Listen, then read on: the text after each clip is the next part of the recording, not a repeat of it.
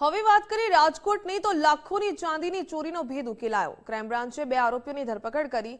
ચોરી કરનાર મામા અને ભાણેજ ઝડપાયા। 4 કિલોથી વધુ ચાંદીનો મુદ્દામાલ જપ્ત કરવામાં આવ્યો। કુલ 6 લાખથી વધુનો મુદ્દામાલ કબજે કરાયો।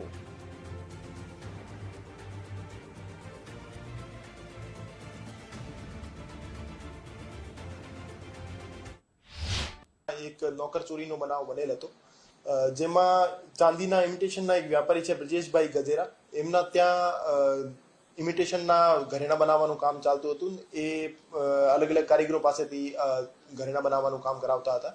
એમની દુકાને કારીગરો નિયમિત હાજર ન રહેતા એટલે એમના મિત્રના મારફતે એમનો પરિચય ભાવેશભાઈના મારફતે બે રાજસ્થાનના કારીગરો સાથે થયેલ હતો અને એ રાજસ્થાનના કારીગરોને એમને 9 કેજી 19 ગ્રામ જેવી ચાંદી હેન્ડઓવર એમને રાજસ્થાનના કારીગરોને કરી હતી।